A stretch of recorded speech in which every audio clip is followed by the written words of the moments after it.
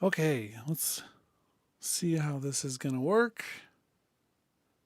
We're doing a live stream today, and probably most of you will be watching this first part later. We may edit it a little bit, but hope that you'll find some of this useful. What we're going to be doing is talking about Logic Pro and Reason Plus. Reason Plus is the new subscription service from Reason Studios. And I was a Reason user before I used anything else. It was the first workstation I ever got way back when I was in college. Way back. So that would have been like 2002 or 2003. And I just remember seeing Reason in one of the trade mags, and it had the front and the back of the rack with all the little cables that you could move around and wave, and they would wiggle. And I liked it. It was easy to crack back then. I think the first time I used it was when one of my brothers sent me a disc, and it had Reason on it. It was the cracked version. My first cracked software. Not necessarily something I'm bragging about, but certainly as a student, I think that's the only way I would have been able to use it. And then when I graduated and got my first job, I bought the actual Reason license, so it all worked out in the end. But then, like a year or two after that, I started using Logic, and the rest is kind of history. I've been using Logic as my primary workstation for a long time, and I thought I would give Reason another try at integrating into Logic right now, because I think it's as good as it's been in terms of being able to use both of them. So this is their website. Their new subscription service is $20 a month, and you can do it for a year and get it for like $200, so it's a little cheaper with a year. Anyway, I'm not being supported or sponsored by Reason or Logic ever, but this is what we're trying today. There's like just did the month free, but after a couple days of using this, I'm definitely going to just jump on board and pay the subscription. This is cool. I want to go through and just demonstrate how it works. I'm not interested in using the Reason digital audio workstation. The sequencer in Reason, I'm not interested in going back to that. I'm not interested in using the mixer in Reason, although I think it has pretty good reputation. What I want is to be able to use all the instruments and effects and things.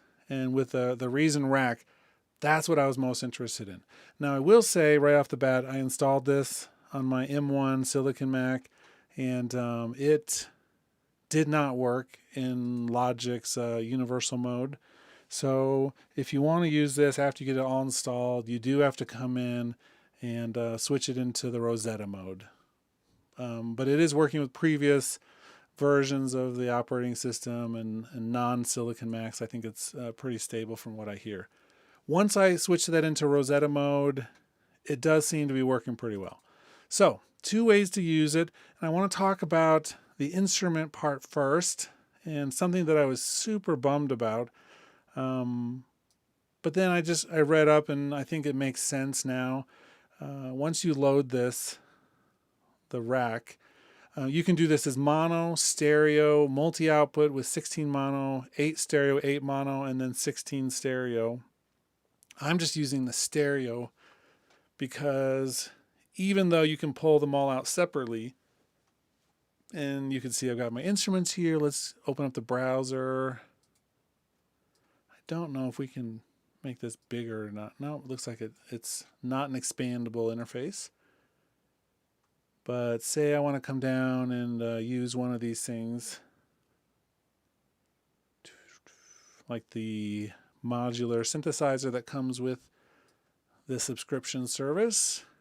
Super cool. A lot of great instruments. I mean, that's one of the things I wanted, was to expand some of my instruments and bring in some of the things that I remembered. Because a lot of the original patches, well, I think all the original patches, even from 2002 are still here. And so I was looking through and remembering ones that I'd used on various projects, and that was pretty cool. So here's the thing about this. I could load up more devices. I could load up multiple instruments in here, but there's no way to route MIDI into the different ones. So whatever instrument track this is on, I can play with my keyboard. Let me see if I got sound. Oh, loud. Let me turn that down just a little bit.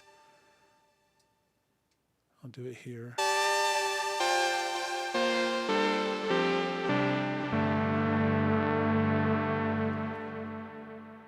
And so I could load up multiple instruments, but I can't get separate MIDI tracks into there. Now, normally what I would do with a multi-output instrument is to come up and do, like say, new track with the same instrument. So both of these could hold MIDI into them, and they could, normally I could, route 1-to-1 on one MIDI thing and another one. But with this system, the rack itself doesn't let me actually do things with independent MIDI for each of the rack units. And so if I load additional instruments in, it means that they're all going to be combined into one like massive instrument. And there's no way to separate it out at the sequencing part. And this is something even inside Reason traditionally has been an issue, but you can always go to individual instruments inside the actual Reason app. Here, we can make one big instrument, what we'd really do in most cases is come through and just do a second rack if we wanted to, like this. And so I could load up a second one if I wanted to. Here's Thor. And, it's like we can now have access to all the sounds of Thor here, and all of the programming and things for this instrument. So now I've got two Reason racks on two different channels. Even with these,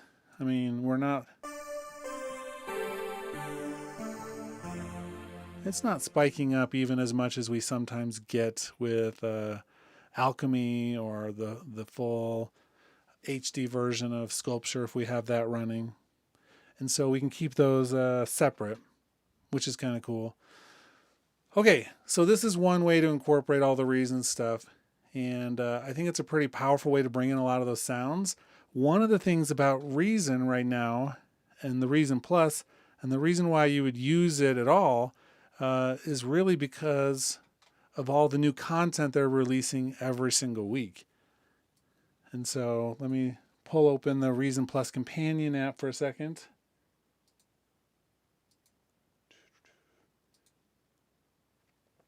Okay, so here's all the sound packs, and they're talking about how they're going to be constantly releasing additional material for subscribers.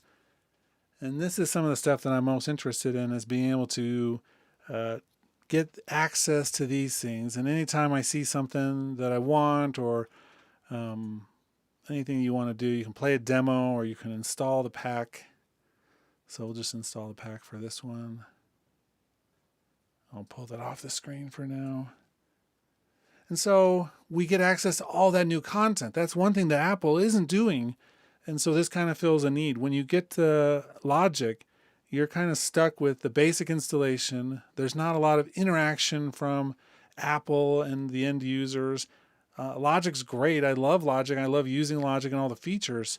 But it's like, who knows when new things are coming? They're not communicating.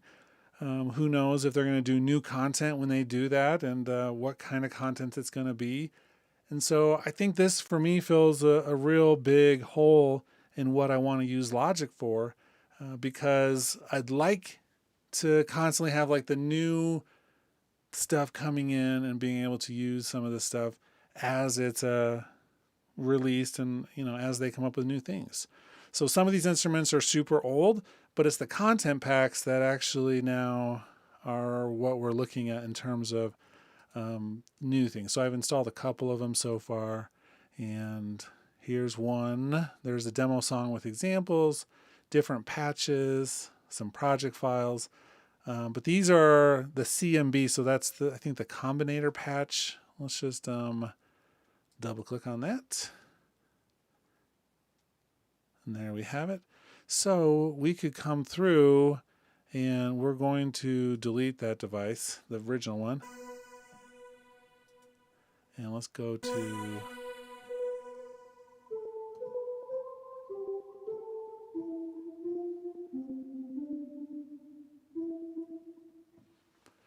so pretty cool.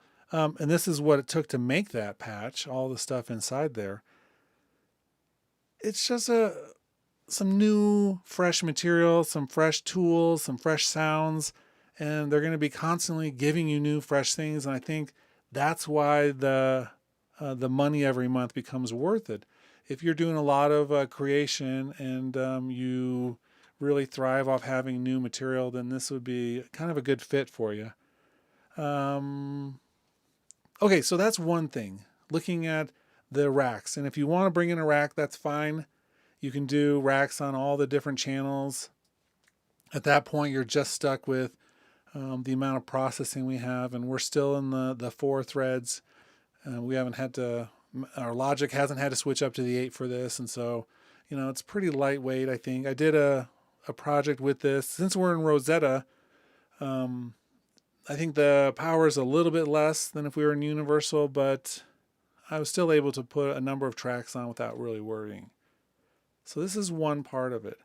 The other thing we can do here is add some of the effects that we have in here. So for instance, if we want, we could put on any number one of these. We have the M-class stuff.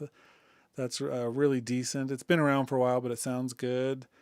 We have a lot of newer effects and things that are really good. We have some things that are more creative, like the Scream distortion unit. And let's make sure.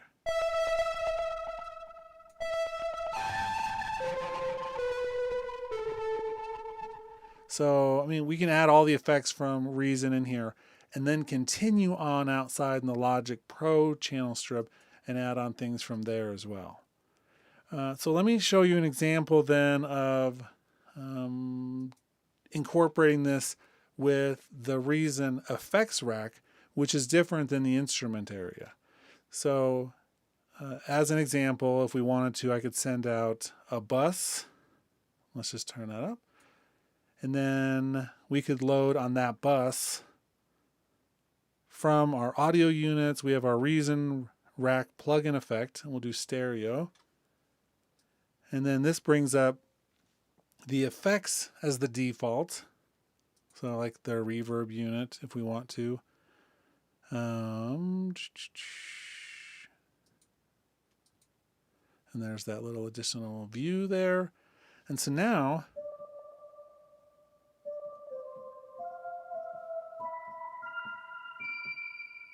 it's going through this reverb unit. So now I can create complex effects chains using all of the Reason effects right here. So we could add echo or amp or, look at all the devices we could do from this. It's a pretty decent list of things that we could come through and add into a single chain. This would be great for things like reverb chains, because whether it's inside the actual rack or out here on the actual channel strip, I don't think it matters too much, and so they're a little bit different. But you can usually make it work to put all the stuff, if you want it to, in a rack. In addition to that, or I guess separate from that, for instance, I could have an EQ on the original instrument. Just do whatever we would normally do. And the next channel or slot after that could be the Reason rack. So say I want the sweeper modulation effect, which is pretty cool. And then after that, we could do our compressor or something.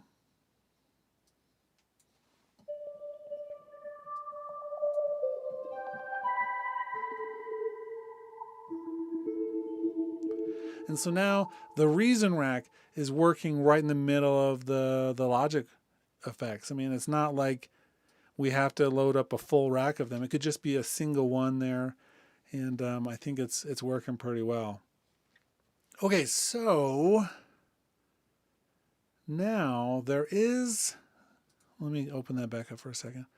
There is this other thing at the top here, right here where it says the I/O. And we can come through. You're going to see it's showing the audio in and then the audio out. So we have this little router up here that's useful with the logic tracks. So going back to this instrument here, if I was doing one of the multi-outputs, let's do the 16 stereo for the moment. Keeps the instrument I had loaded, which is kind of nice. In the mixer, now I could open up additional channels here coming from this. So even though it's just one MIDI highway into this thing, if we are doing like an instrument stack or layering them, then we could actually come through and let's flip the rack to the back. Let's show the I/O. And you'll see the first one's going up there to the main.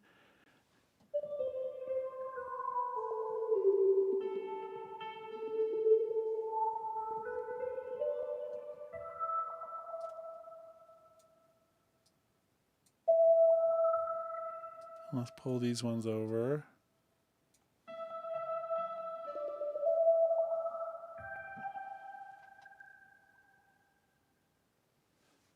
And right this moment, let's flip it back for a second.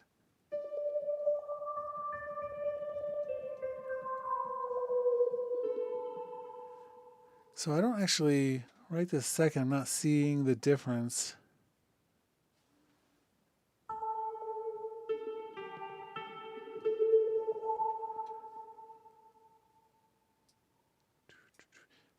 I wonder what's, maybe something else is happening right this second, because I have those, I'm changing the outputs,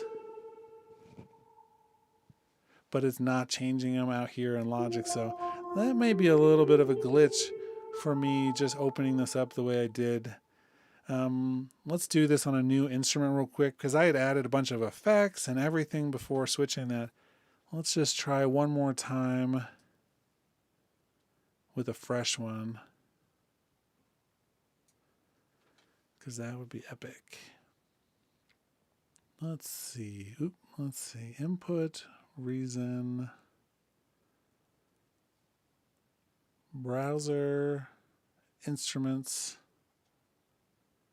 Here's one. And then let's come back to do another one.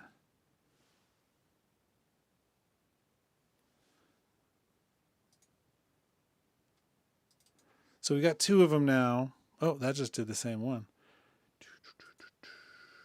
Let's do from down here. There's a lot of little, certainly some quirky things I'm going to have to get used to using this more often, but I think it'll come back pretty quick. A lot of this stuff feels like I already thought it would.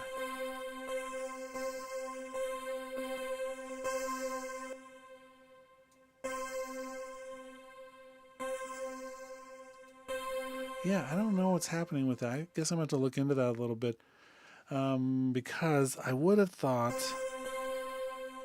let's try these one in a second.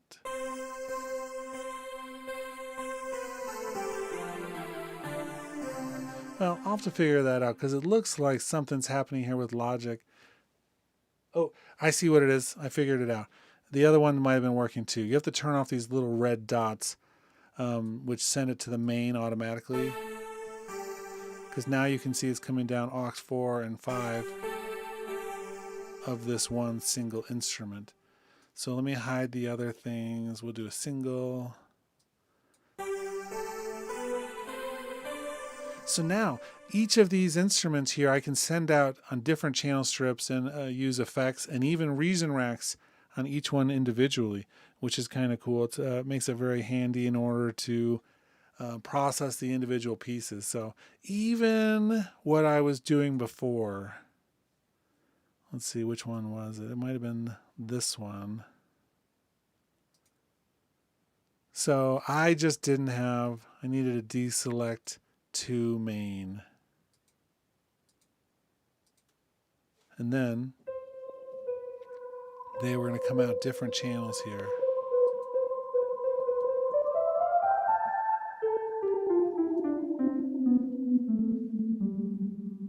There we go. So it's pretty cool how we can make those work. So we have the multi outputs, even though we don't have the MIDI inputs where we could. So what I was thinking would be cool, just have one Reason rack with all the different instruments I wanted up there, have them go out the different multi-output options here, and then just have a bunch of MIDI tracks sending into the rack and controlling. So that way I have to have one rack open instead of a separate rack for every channel. And that's not possible, I guess, the way that this is set up.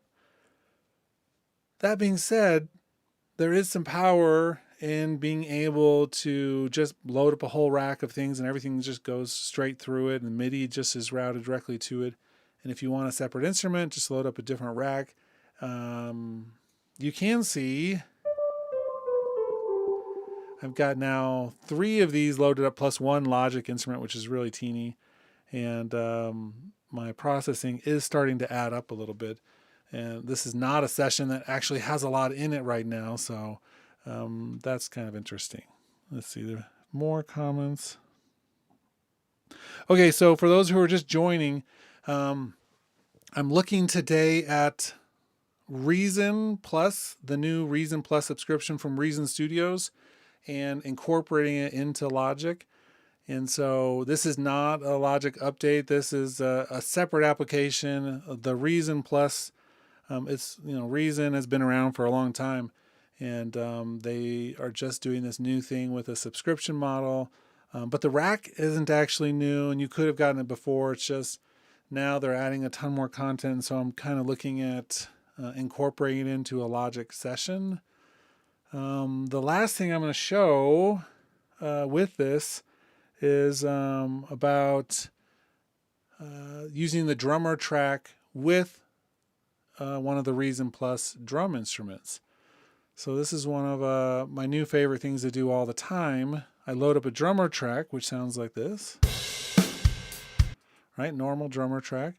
Maybe a little bit loud for you. I'm not actually monitoring the stream volume, so let me know if anything is too loud. But you have this loaded up, and at the source of this with the drum kit, I'm loading on the Reason Studios rack, and then I can come down here and do one of their drum machines. So let's add a different device or browse instruments here. Let's see. We have a couple other ones. Let's do this drum machine here. And now the drummer track in Logic is still using the same matrix tools and instrument selection tools and generator for the notes. It's just triggering the Reason rack instead.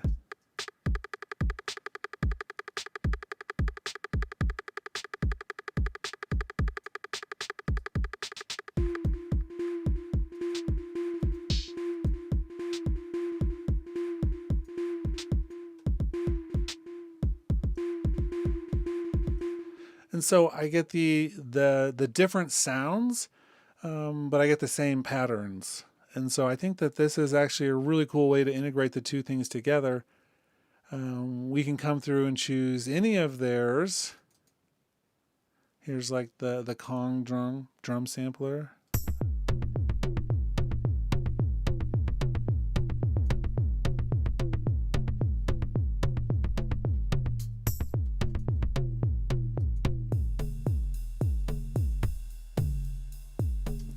And of course, I can come through and change the actual drummer and things.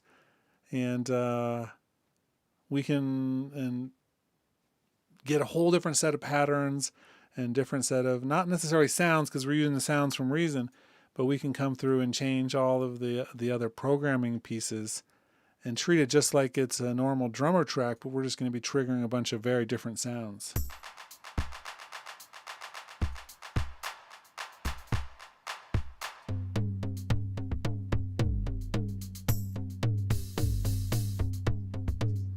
And so I think that there's a lot of creative possibilities in this situation where you get to use the drummer mechanism, but you get to use a bunch of different sounds instead of just relying on the same logic ones every single time.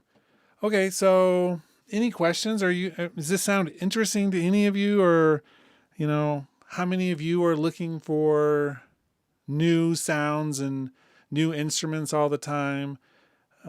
Because I find myself kind of every once in a while feeling like, you know what, I've got a good grip on what Logic can do. Every once in a while, like a new instrument that can kind of surprise me or bring something to the table that maybe there's a creative block, or perhaps you've been stuck at home for a year during a worldwide pandemic and you want something fresh to mess around with.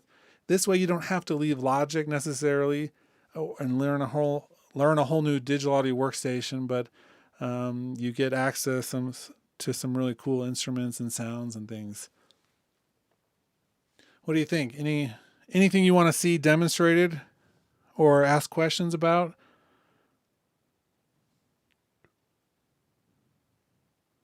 It's Sunday.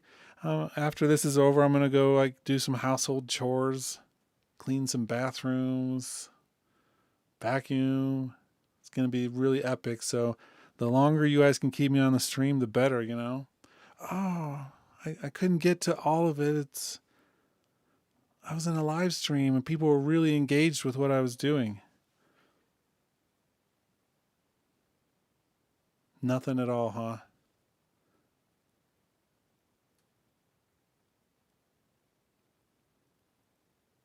Okay, well, this may be the end of today's live stream. We're going to do a couple more this week. I think I'm going to be doing quite a bit more live streaming than normal videos, just because it's accessible and easy to do.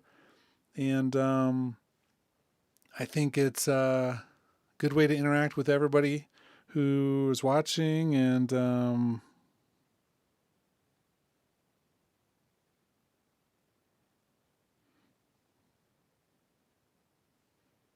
thanks for coming on. Short and sweet today. I think the next live stream... Oh, you want to see how to set up a drum bus? What do you mean by drum bus?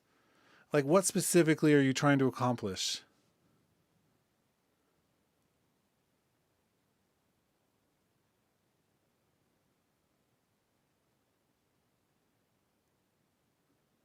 So the request was they want to see how I set up a drum bus. And I always ask, what's the goal?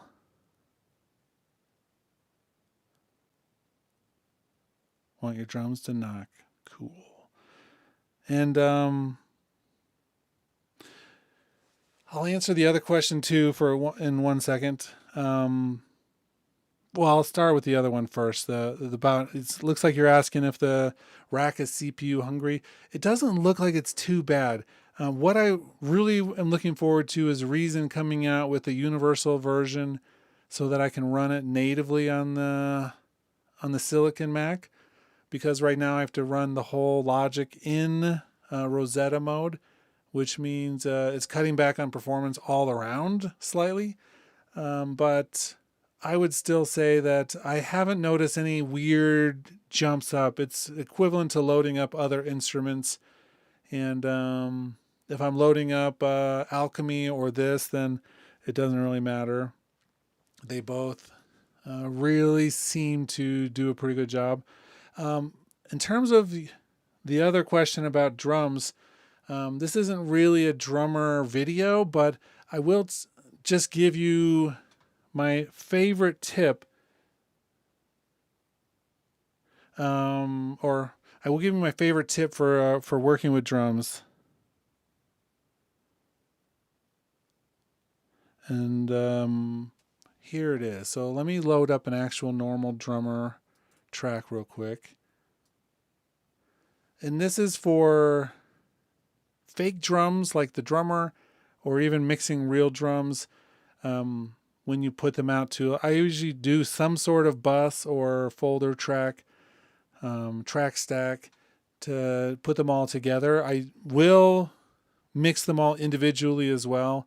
Even with the drummer track, I recommend to everybody to use the producer kits, because this gives you all of the different individual kit pieces. So down here, it's like I can see all of my different drummer pieces. So we can actually go through and EQ the snare and the hi-hat and all that stuff individually, including drum leak and everything. So that's the first tip would be to use the producer kit so you can actually mix the drums. And then on the actual drummer itself, a mixture of EQ and the channel EQ is fine, but I recommend using some of the other equalizers we have, the vintage EQ collection. Specifically, oh man, I really love the API model that we have, and it has the punchy algorithm where you can actually hit the drive on it. That's great for an overall thing. When I'm doing the cymbals and individual pieces of this, I'm using the Pultec one that just is so pretty on cymbal sounds, because it models a passive EQ, which doesn't have quite as much of the nasty phase stuff that happens with normal EQs. So those two EQs I use with drum stuff. And then when I'm doing the compression, like an overall bus compressor on this, you can try the different algorithms up here. Vintage Fed is usually one I do go to. But I'm doing like the New York style compression, which is really compansion, which means you're compressing quite a bit, and then you use this mix knob so that you get some of the input mixed with the output. So you get some of the natural sound mixed in with some of the compressed sounds. And then that really allows you to have a little bit more of the natural sound with some real compressed stuff mixed in slightly.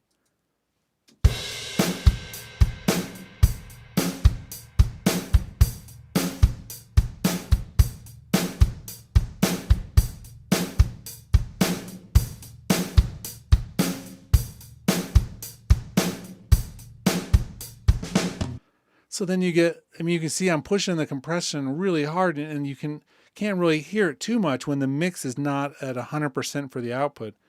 That means you're getting some of the natural dynamics mixed in with some of the compressed stuff pretty heavily.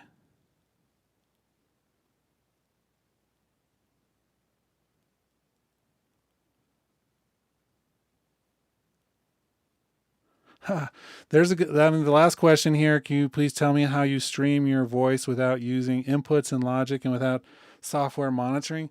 Sure. I use a program called OBS, and I'll just pull it on the screen for a second.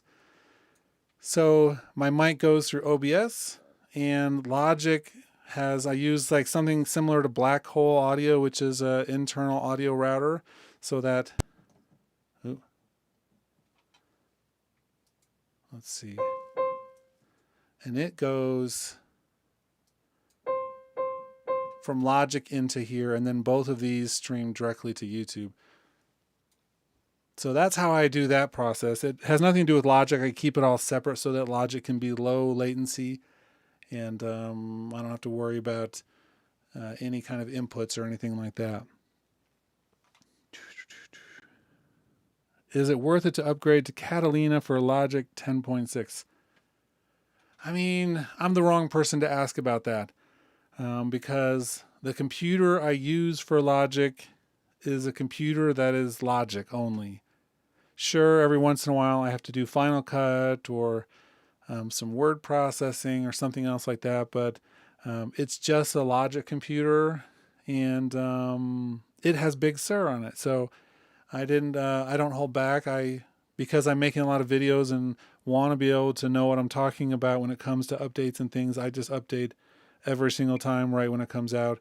And enough of my projects can be accomplished with the default set of plugins that I don't worry too much. And then there's a few things that don't work yet on Big Sur. And so I have a little laptop that I can use for some of those things if I need to.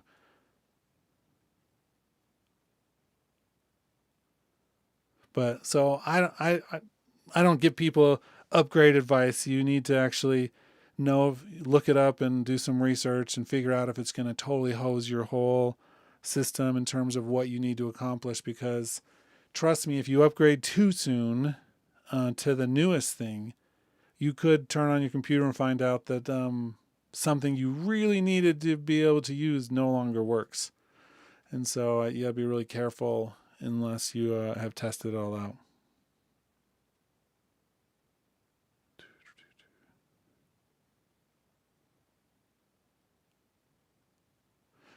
Okay, we are, I think, going to pull the plug on this. It's a horrible saying.